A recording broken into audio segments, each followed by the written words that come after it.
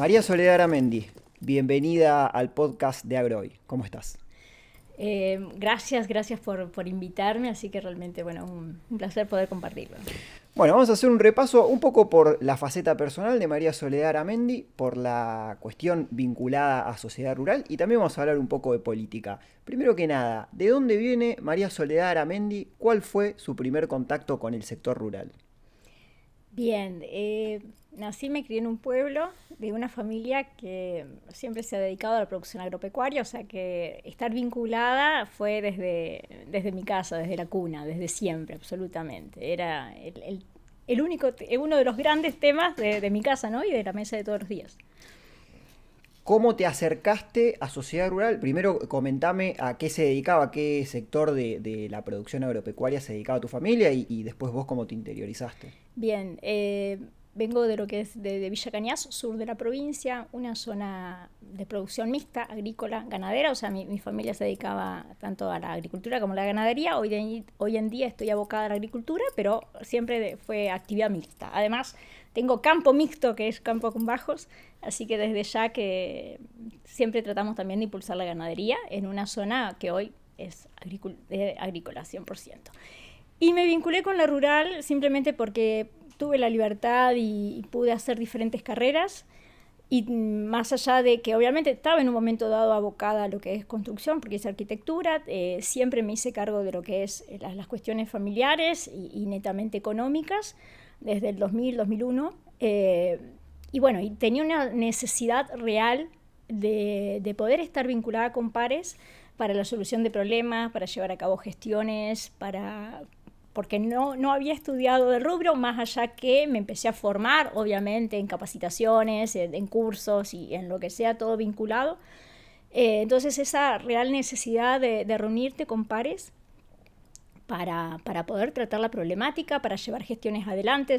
En el 2000 nosotros en el sur de Santa Fe nos inundamos por primera vez en 100 años y de una forma atroz, con estragos, quiero decir, había campos que estaban en remate también por la situación económica del momento, los créditos bancarios y hipotecas y remates y demás, entonces la situación era muy complicada.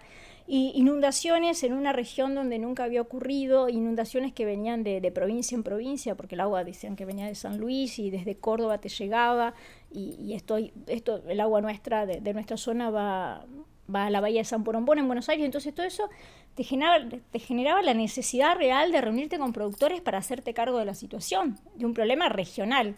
Bueno, entonces todo eso también, y que después volvió a ocurrir en el 2017, bueno, eso también es como que una necesidad de poder reunirte con pares para poder solucionar problemas en, en un núcleo productivo del país riquísimo, donde, digamos, todo se estaba perdiendo en ese momento, por lo menos para lo que fueron las inundaciones, como ha ocurrido después en otros momentos por la sequía, después transcurrió todo el tema de la 125 también, donde, bueno, todo el mundo salió a la calle por el tema de derechos de exportación en aquel momento, y bueno, todo eso hace que te tengas que reunir. La única forma de poder llevar algo adelante y posicionarte es sumando poder económico, bien, juntando gente con un mismo fin, unirse y traccionar juntos. Eso es lo que venimos haciendo desde siempre. A veces con más soluciones o menos, pero bueno, en eso tenemos una gran deuda, una gran deuda. ¿Cambiaron las demandas de aquella época con respecto a la actualidad? ¿Se mantiene alguna? Imagino que hay alguna que se mantiene de aquella época, pero ¿cómo ves esa diferencia y cómo ves el rol de la sociedad rural en aquella época, esta época que me hablas de las inundaciones, con la actualidad? En realidad las demandas son las de siempre, desde siempre, y soluciones hasta ahora ninguna. Eh, Obviamente hay un cambio general político que es como que por lo menos lo que se expresó en las urnas era un cambio real para un ajuste de los gobiernos en todos los estamentos, nacional, provincial, local, un ajuste para un cambio, para una sociedad que realmente quiere un Estado más chico y que de una vez por todas se haga el ajuste económico y de infraestructura y social, y realmente esa necesidad de una reforma laboral y sindical. Eh, La realidad es que todo cuesta demasiado, porque vemos que aunque la sociedad votó eso, en la política, las personas que están dentro de los estamentos gubernamentales, la mayoría no quiere el cambio. La mayoría no quiere el cambio, sino solamente perpetuarse en el poder. Entonces, vemos grandes presupuestos y demás que están abocados a no prioridades, sino a hacer campaña política de alguna u otra forma o a soluciones menores. Bien. Así que la sociedad rural, desde siempre, desde su fundación, el año que viene la rural cumple 130 años, siempre bregó por todo lo que sea a nivel de bregar por la producción, por el productor y por la sociedad en su conjunto, por decir, por el desarrollo real de Rosario, de la región y demás. Así que seguimos en la misma sintonía, trabajando por eso, simplemente que bueno, tenemos que lograr un cambio donde haya una mayor fortaleza gremial y una mayor participación del sector privado y productivo dentro de la propia política, para que haya actores comprometidos en una realidad política que realmente no se hace eco ni de lo que sustenta esta provincia de Santa Fe, que es la producción. Ahora voy a la parte política, pero quería consultarte cómo ves a la sociedad rural, tanto de Rosario como a nivel nacional, y cómo ves a la sociedad rural como parte de la mesa de enlace, y cómo ves a la mesa de enlace en representación del sector para las demandas o para las cuestiones que demanda el sector. En realidad, bueno, la rural de Rosario depende de CARFE a nivel provincial y de CRA a nivel nacional. La mesa de enlace nacional, todos demandan obviamente una mayor fortaleza y un mayor posicionamiento ante el gobierno nacional. ¿Sí? También tenemos mesa de enlace a nivel de las provincias. Y en todos a nivel nacional y provincial ocurre exactamente lo mismo.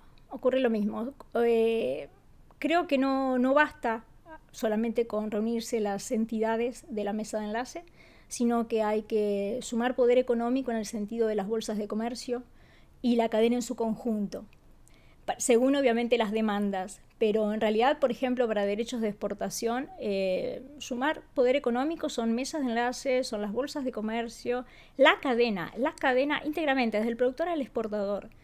Y además, poder político debería ser lo que es, obviamente, todas las provincias. Bien, es la única forma, y ¿por qué no también los grandes productores? Quiero decir, nosotros sabemos que hay empresas que trabajan 250.000 hectáreas. Si a un proyecto lo firma alguien que trabaja 250.000 hectáreas, una empresa, y creo que va a tener cierto peso, ¿no? En una Argentina donde el campo es la mayor empresa del país a cielo abierto, ¿no? Donde incide casi en cada pueblo y ciudad del país, en la economía base, que a su vez, obviamente, esto se disipa en una red de actividades privadas de alguna u otra forma vinculadas.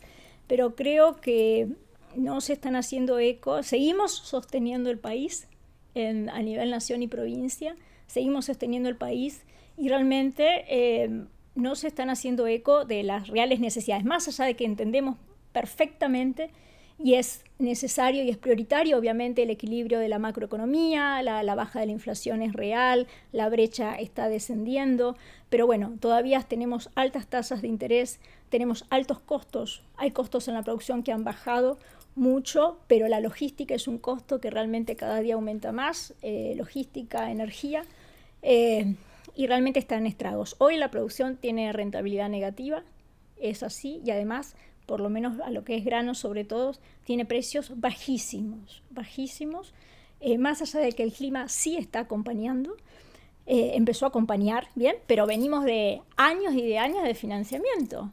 Entonces, yo no comparto cuando se dice que va a haber una gran producción, una gran campaña gruesa. Va a haber mayor campaña, va a haber mayor producción porque venimos de años de sequía, donde se estaba perdiendo todo. Donde a su vez teníamos una chicharrita en el maíz que hizo una plaga. O sea, entonces va a haber más producción en comparación a años de sequía. Pero no va a haber un salto cuántico porque no están dadas las condiciones. O sea, porque no hay mayor fertilización, porque no hay mayor inversión, porque no hay recursos, porque los recursos se nos van en costos y en impuestos. Bien, y a su vez bajaron el precio de los cereales, entonces tampoco vale nuestra producción. Entonces, no nos engañemos, hablemos con la verdad y realmente realmente sabemos perfectamente de que si se bajaran para eliminar, porque la producción exige eliminar los derechos de exportación, hoy lo decimos soja, maíz y trigo, pero para toda la producción y servicios de los argentinos, si se bajaran para una eliminación por ley en un tiempo determinado, esos recursos realmente, genuinamente se invierten a nivel local, ¿sí? Y eso redundaría realmente en la microeconomía y en la generación realmente de lo que son divisas a través de las exportaciones y en la propia recaudación en ganancias. Entonces es un círculo virtuoso que tenemos que poder posicionarlo política y económicamente. Mucho depende del sector, recién lo mencionabas, del clima, de los precios internacionales, variables que por ahí no son, no se pueden manipular, por decirlo de alguna forma. Un poco me lo respondiste, pero te vuelvo a preguntar, ¿cómo se hace para que eso deje de ser un factor que altere o no al campo? ¿Qué política o qué cuestión puede ordenar que eso no sea tan importante? En los países desarrollados existen lo que son seguros multirriesgos y existe lo que es riego. O sea, Argentina no tiene, digamos, de forma masiva y tiene altos costos en seguros multirriesgos, o sea, no se utilizan. Y eso debería existir porque, digamos, garantiza al propio gobierno bien la continuidad de la actividad económica en todos los sectores y a su vez la recaudación, ¿sí? Entonces, suelen ser también políticas de Estado, son políticas de Estado por una continuidad económica, para continuar ese círculo virtuoso. Seguro multirriesgo y después riego. Riego tenemos que tener en cuenta también garantizar el agua potable, porque se consume arsénico. Tenemos mala agua a veces en las napas, ni hablar con la sequía, pero tenemos el río Paraná, el río Paraná es una joya preciosa en el mundo, que es una masa de agua dulce que corre y la perdemos, donde deberíamos generar, recién ahora se aprobó un acueducto para 400.000 habitantes, tenemos que tener cantidad de acueductos, bien, ¿qué garantizaría? El agua para consumo humano, que es salud, bien, y por qué no para la producción. Creo que son de las obras básicas que tendríamos que también estar solicitando. Los países árabes solventan este tipo de obras porque también los hacen ellos. Y ni hablar que tendríamos que tener rutas en una provincia donde tenemos el polo portuario más grande del país y uno de los más grandes a nivel mundial, donde ingresan camiones de todas partes del país y también internacionales, y no tenemos ni autovías. Y hoy en Santa Fe, recién ahora se está hablando de los accesos a puertos y no se está hablando ni de proyectos de autovía cuando sabemos que otras provincias vecinas lo resuelven, aunque sean obras nacionales. O sea, creo que falta decisión política para estar a la altura de la provincia que tenemos. ¿Qué puede proponer o quizás ya está propuesto Sociedad Rural respecto a estas cuestiones, a cuestiones de inversión? ¿Qué alternativas hay para proponer a los gobiernos provinciales, nacionales, o quizás ya estén como parte o formen parte de una lista de propuestas? La propuesta es que haya decisión política. El problema siempre es la decisión política. Decisión política para llevar adelante las autovías 33, 11, 34, AO12, bien. Empezar a trabajar en esos proyectos, porque, por ejemplo, ahora se aprobó lo que es la modificación de la Ley de Contribución de Mejoras para realizar obras nuevas viales y de ripio.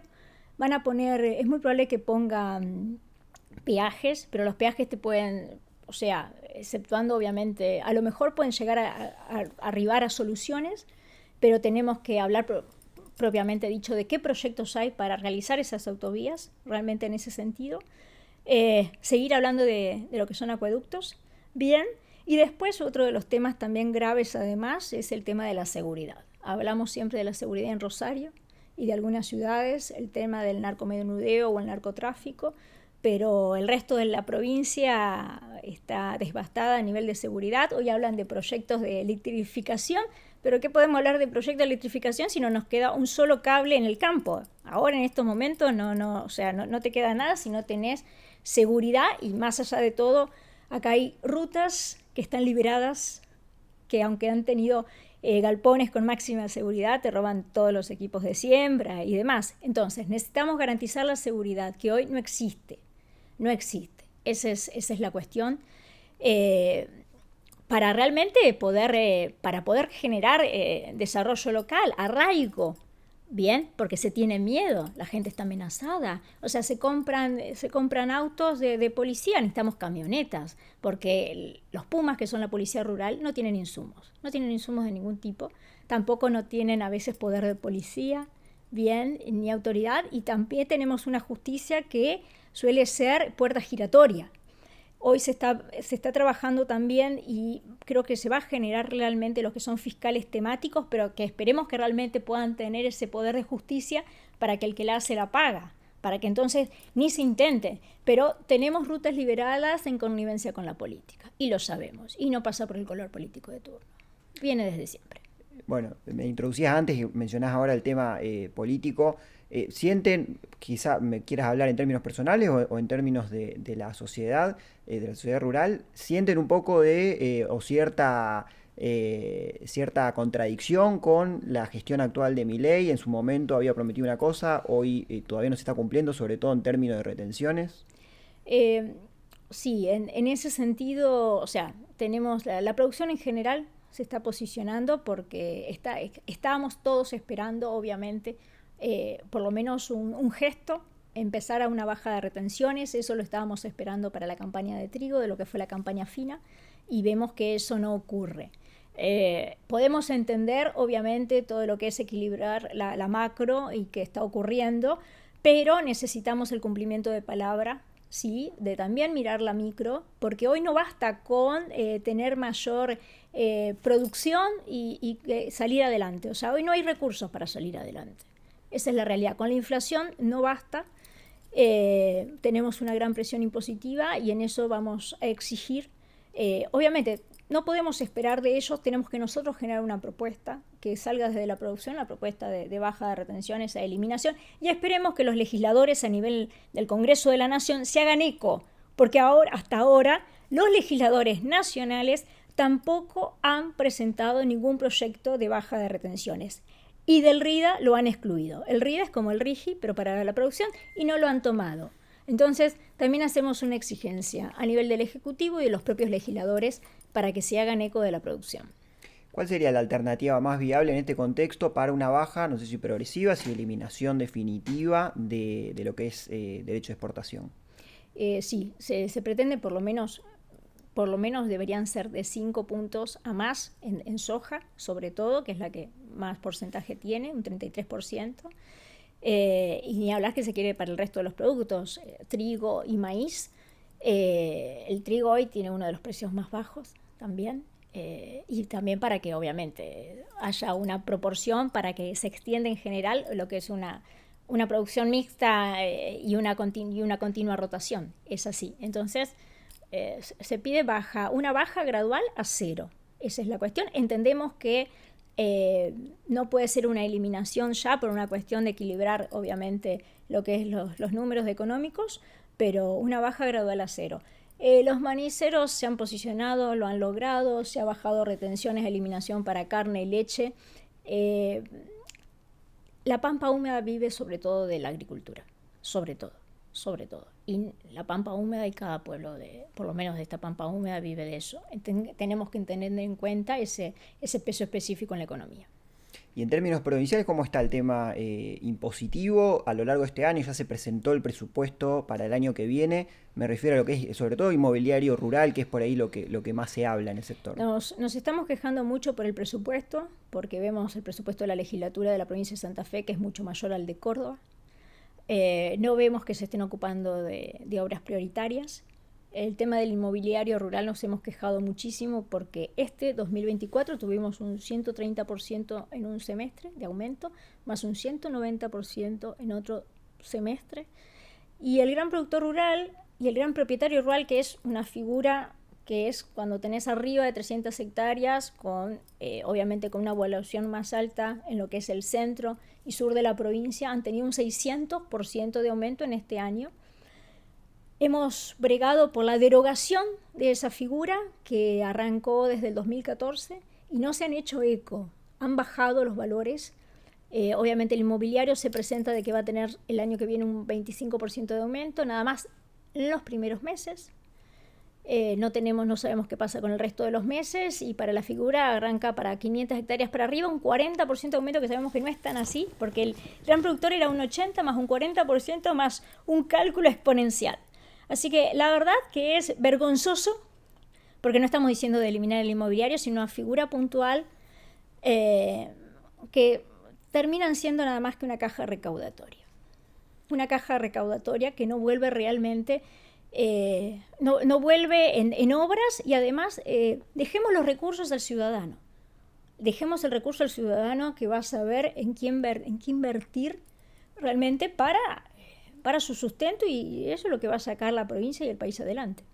Me hablabas antes de que se habla mucho de que va a mejorar el volumen de cosecha o de producción, y no lo veías tan así. ¿Por qué? Me refiero, esto hablando ya más a futuro, a corto o largo plazo. ¿Por qué crees que no va a haber una mejora exponencial de la producción? Va a haber, obviamente, por el clima, bien, pero por el clima sí va a haber mejor producción, desde ya una mayor toneladas, pero no a nivel de fertilización, porque la fertilización, más allá de que ha bajado los precios, no se ha hecho por una cuestión de falta de recursos económicos. A nivel maleza, las aplicaciones se hacen porque hay que hacerlas sí o sí, porque si no las malezas te comen la propia producción, pero una producción se aumenta por la mayor fertilización o por aumentar las hectáreas. Las hectáreas van a ser más o menos las mismas, o puede ocurrir más, pero por una cuestión de diferencia climática. Y mayor fertilización no va a haber. Entonces, por eso, obviamente, va a haber mayor producción por una cuestión climática, pura y exclusivamente. Nada más. Después el gobierno nacional habla de ordenar la macro para que eso tenga impacto en la micro. ¿Al campo le alcanza o el campo necesita medidas focalizadas? No alcanza. O sea, son medidas generales, pero no alcanza particularmente porque hoy no cobramos precios llenos, lo que se llama. Bien. El precio te descuentan lo que es la brecha cambiaria y lo que son los derechos de exportación, mínimamente, básicamente, en lo que es en una venta. Por ejemplo, y después tenés que pagar el resto. Entonces no alcanza porque hoy se te llevan por lo menos el 60%. Se lo lleva el Estado Nacional y no vuelve. Es así, debería devolverse en coparticipación, que no sé en qué situación se está, que en ese sentido la provincia debería actuar a nivel líneas gubernamentales o líneas judiciales, por los recursos que deberían volver. Bien, y eso no alcanza. No alcanza porque venimos de años de financiamiento. Hace 20 años que tenemos retenciones con cuestiones, con excesos climáticos, con extremos climáticos, que te van desgastando, te van sacando la capacidad de inversión.